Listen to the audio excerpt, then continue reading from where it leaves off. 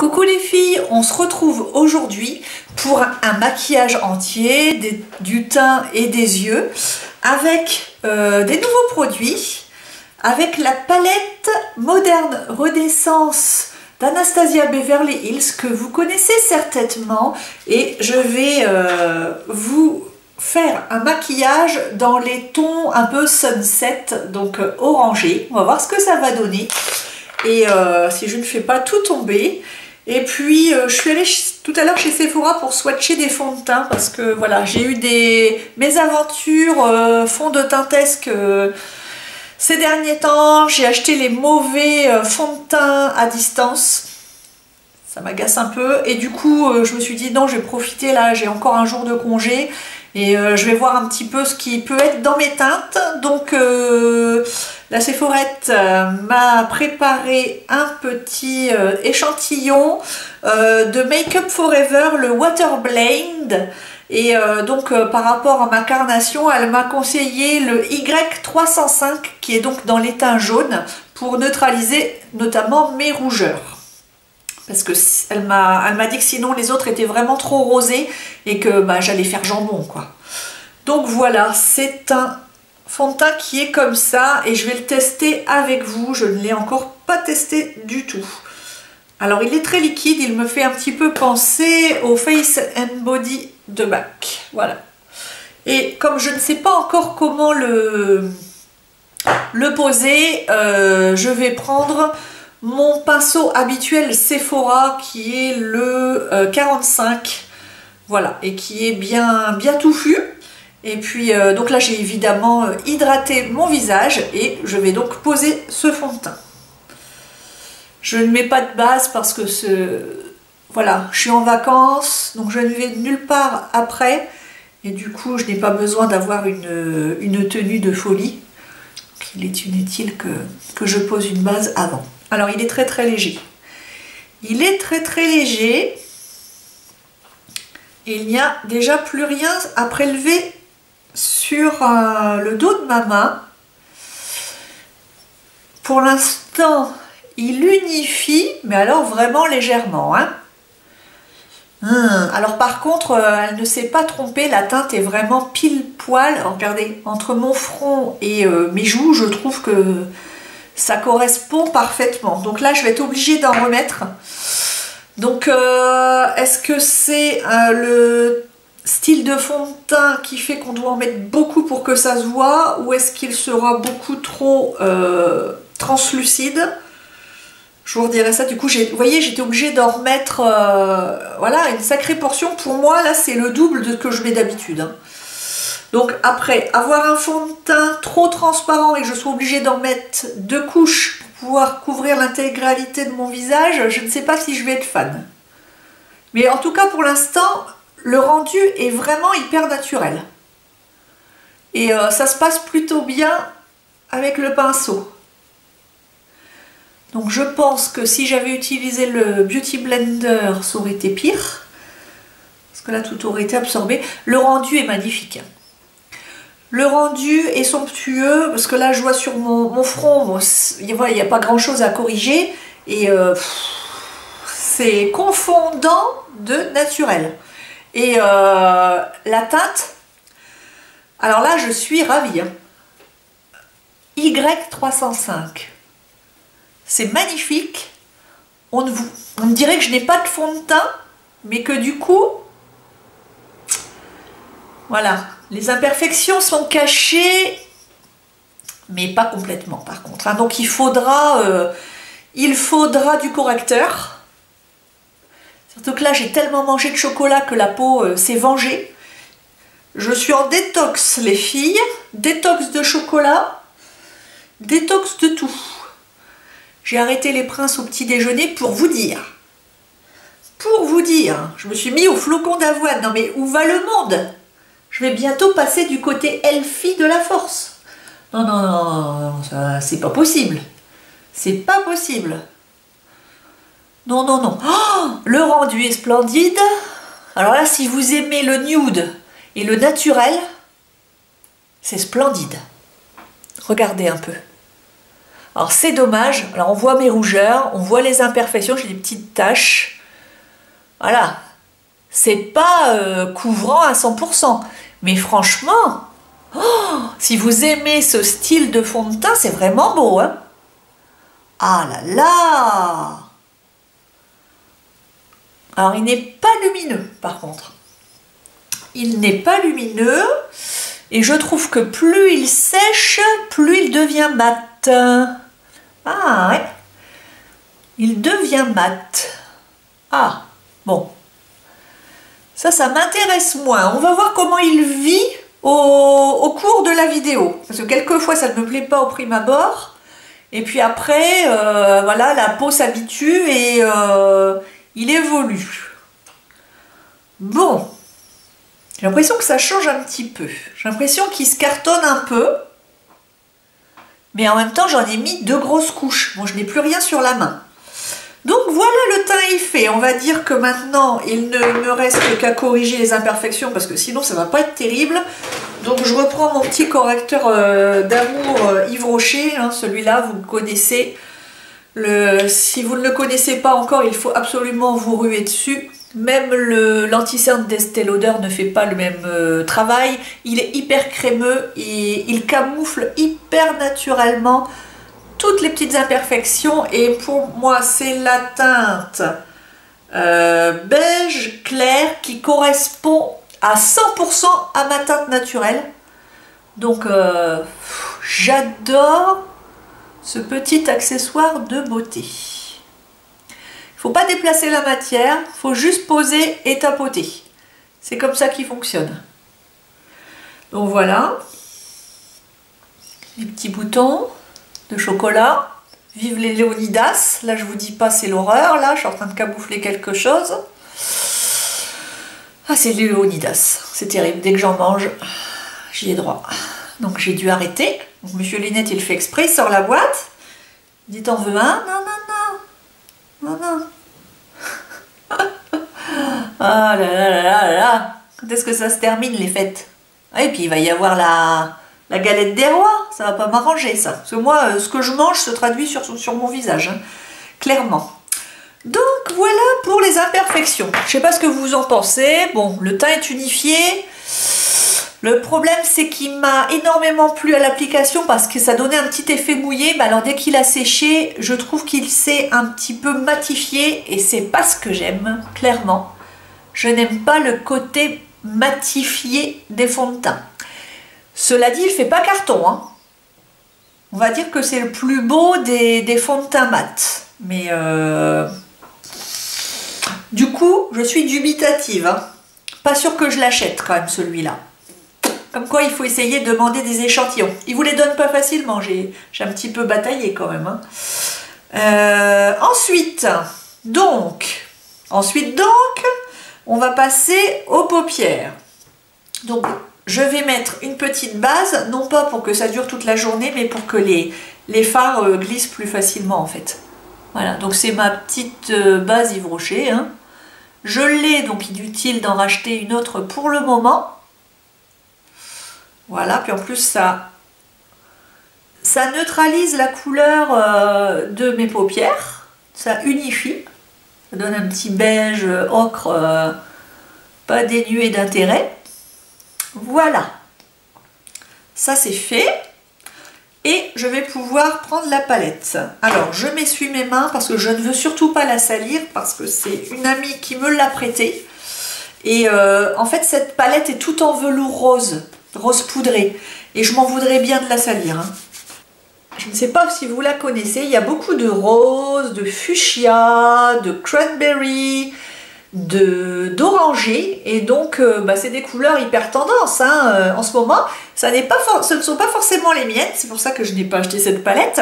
Mais du coup je suis bien contente que mon ami me la prête pour que je puisse l'essayer devant vous parce que normalement le orange se marie bien aux yeux bleu-vert.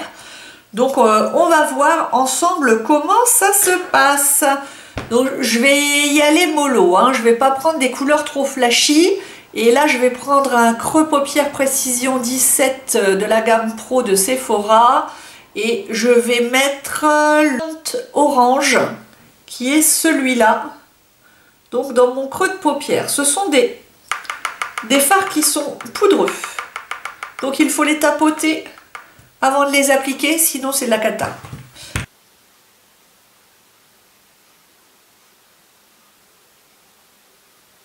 Voilà. Ensuite, je vais prendre un deuxième pinceau, un pinceau un petit peu plus précision. Je vais utiliser... Oh, il y a tout qui tombe. Je vais utiliser un fard orange qui est le Realgar. Je le prononce à la française. En fait, c'est un orange un peu brique. Voilà.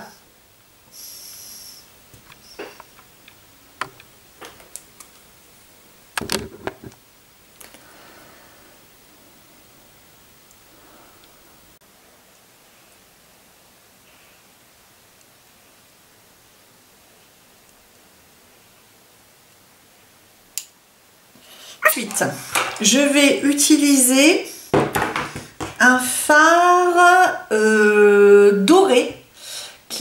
Alors c'est un doré froid. Donc c'est le Primavera. C'est celui-ci. Je ne sais pas si vous voyez un petit peu le côté très lumineux de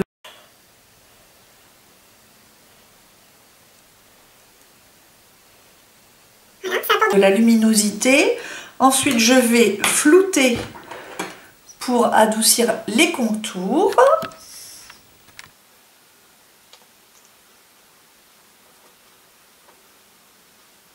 Et maintenant, je vais reposer de la couleur en dessous pour que les couleurs se rejoignent. Donc, je vais réutiliser le Burnt Orange du début, celui que j'ai mis tout en haut, et je vais le placer en dessous de l'œil. Et je vais utiliser plutôt un crayon précision de MAC. Vous voyez, qui est comme ceci pour ne pas...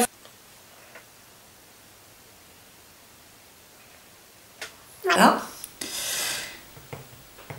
Et je vais estomper avec un pinceau propre. Ensuite, je vais utiliser un phare marron. Je suis un petit peu perdue parce que je sors des sentiers battus. Vous savez que je n'ai pas trop l'habitude d'utiliser des fards de ces couleurs, donc je tâtonne un petit peu. Et là, je vais utiliser ce fard qui s'appelle Cyprus Umber. J'imagine que c'est à l'ombre des cyprès. Et je tapote. Faisons toujours attention de ne pas salir cette magnifique palette, mais qui est quand même, il faut le dire, extrêmement salissante. Donc le jour où... ouh là là, je me suis trompée, hein. Ah non, je vais le mettre dans le coin externe, parce qu'avec un gros pinceau comme ça, je vais pas réussir à faire un ras de cils. Donc on va faire un coin externe comme ça, les filles. Qu'est-ce que vous en pensez? On tente l'expérience? Vous me direz. On va essayer de faire un creux de paupière comme ça pour accentuer l'effet légèrement smoky à l'ombre des cyprès. Je ne voudrais pas que ça gâche l'effet du fard lumineux au milieu, donc je vais bien estomper sans trop aller vers le centre.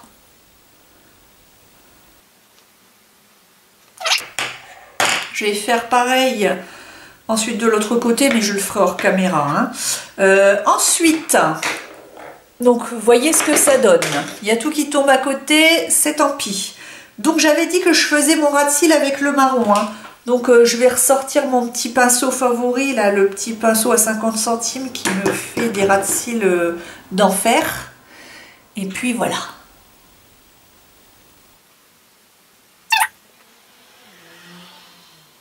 Léger, j'en remets un peu en dessous,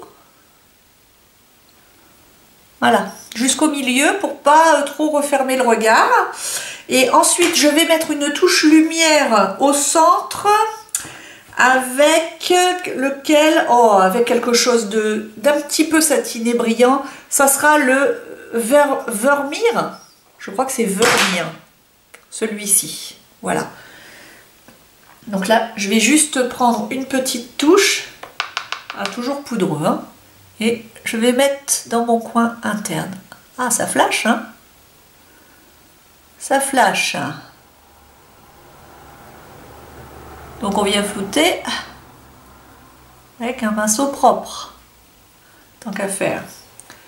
Voilà. Je pense que c'est pas mal. Je vais vous laisser pour faire l'autre œil. Voilà les filles, j'ai terminé cet œil. Voici ce que cela donne. Et je pense que le marron, là, le Cypress Umber, n'était pas assez pigmenté pour faire mon ras de cils. Donc je vais juste rajouter un petit trait de crayon avec un crayon couleur végétale d'Yves Rocher dans la teinte gris armoise. Voilà.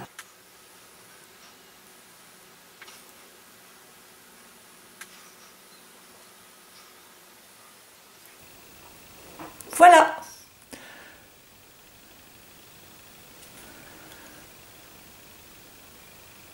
Voilà, je pense que c'est mieux. Regardez un petit peu les filles. Peut-être que le coin interne n'était peut-être pas obligatoirement pailleté à ce point. Enfin, c'est pas pailleté, mais du coup, je l'atténue un peu au doigt parce que ça me choque un petit peu. Donc voilà, je l'atténue directement avec le doigt parce que ça me gênait un petit peu. Donc on va finir tout ça avec, je m'essuie les mains, et on va passer le mascara, hein, ça va finir le truc. Et donc je reprends le Smoky Eyes mascara de Bobbi Brown.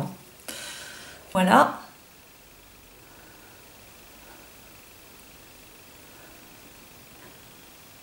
Il épaissit bien les cils.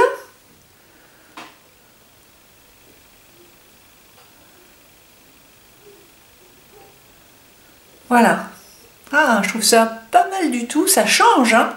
Qu'est-ce que vous en pensez? Donc maintenant, on va fignoler le teint, hein, parce que sinon, ça fait pas terrible tout ça.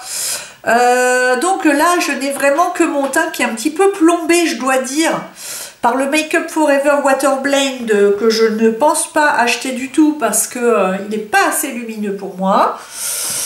Donc c'est tout, il va falloir que je reparte à la quête du fond de teint idéal. J'avais mis du baume à lèvres tout à l'heure sur les lèvres, et puis pour les préparer, je vais mettre un peu de Lip Maximizer de Dior. C'est une sorte de gloss au collagène actif qui va donner l'illusion que les lèvres sont repulpées. Voilà. Ça va les préparer le temps que je finis mon teint. Ça a une très légère odeur mentholée. Très légère, hein, parce que moi je n'aime pas la menthe. Donc je le sens un tout petit peu, mais vraiment très légèrement. Ça a la texture d'un baume à lèvres. Donc c'est très sympa. En fait ça sent les After Eight. Ça sent le chocolat et la menthe, j'ai l'impression. C'est super. Donc ça, c'est le genre de magnifique échantillon que vous avez quand vous achetez comme moi un vernis chez Dior. Sur le site de Dior, vous achetez juste un vernis, vous avez une boîte magnifique en cadeau, des échantillons comme ça, c'est super. Donc voilà, on continue donc pour le teint. Donc je vais faire une sorte de contouring naturel avec le fond de teint en stick Bobbi Brown qui est dans la teinte 3.5 Warm Beige. Et je vais le mettre juste en dessous de l'os de la pommette. Voilà. Et je vais venir le blender avec mon petit pinceau de tout à l'heure. Voilà. En plus, c'est pas plus mal parce qu'il vient corriger un peu les imperfections laissées par le fond de teint Make Up For Ever. Mes cheveux qui se collent. Hop. Et je vais faire un mini contouring du nez. N'ayez pas peur les filles. N'ayez pas peur, je ne vais pas faire un maquillage transformation. Voilà. C'est hyper naturel avec ça. Voilà. Nickel. Et un peu là. pour faire ressortir la bouche. Donner l'impression qu'elle est plus pulpée. Tiens, puis on va redescendre un petit peu le nez. Hop, c'est vraiment très très léger, hein. Je ne suis pas à la Kim Kardashian, il ne faut pas exagérer.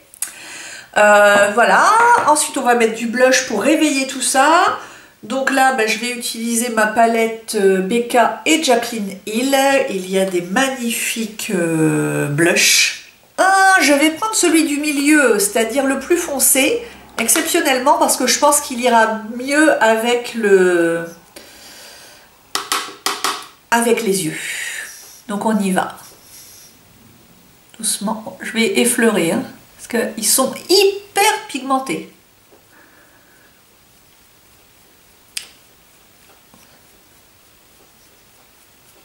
Et on sourit.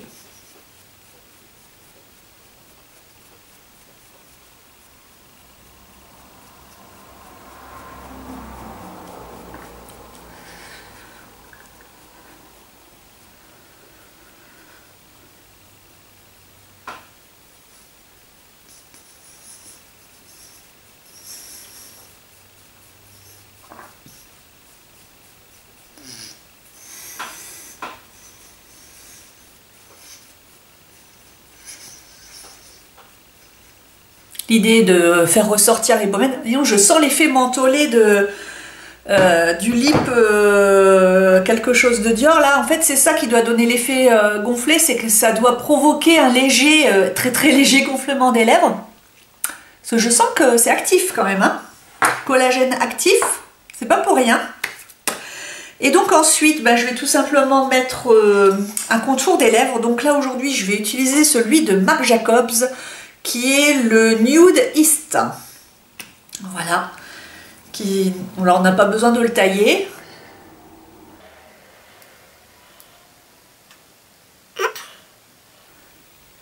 Et je vais remplir le contour de mes lèvres.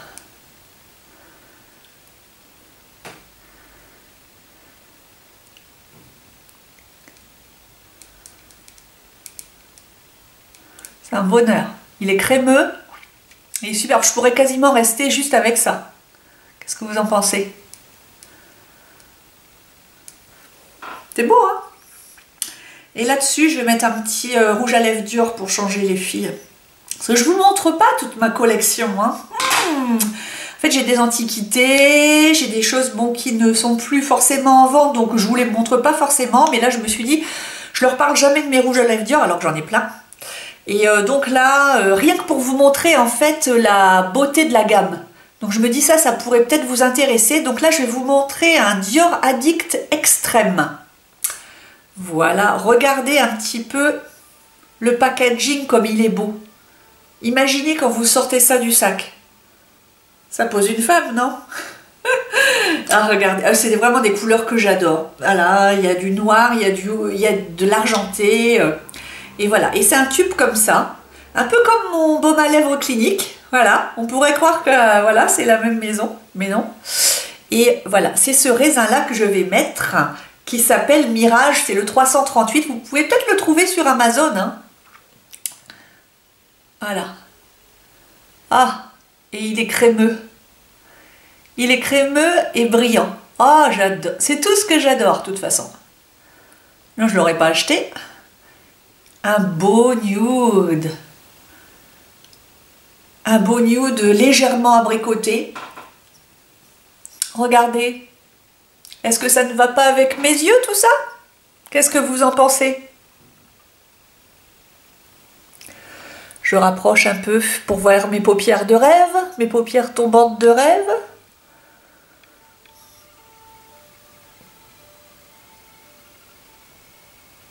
Ah, je fais ma blogueuse, je fais ma grande blogueuse là.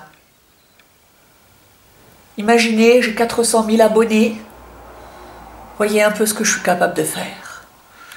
Bon, trêve de plaisanterie les filles. Vous avez vu ce qu'on peut faire avec une palette très sympa. Voyez que voilà, on peut se lancer parfois à sortir des sentiers battus, ça fait pas de mal et on y arrive. Et finalement, c'est pas si compliqué que ça. Il faut oser. En maquillage, il faut oser. Moi je trouve que le rendu est vraiment joli, ça me plaît beaucoup et pourtant ce n'est absolument pas mon habitude d'avoir des maquillages dans ces couleurs orangées. Donc bah, écoutez, je suis bien tentée de renouveler l'expérience et en attendant, bah, j'ai surtout envie de connaître un petit peu vos commentaires, vos avis sur la question. Est-ce que vous connaissez cette splendide palette? Du coup, voilà, elle me fait envie maintenant. La moderne renaissance. Les fards sont franchement magnifiques. Regardez. C'est cool, non? Allez, je vous laisse à vos occupations. Bisous les filles!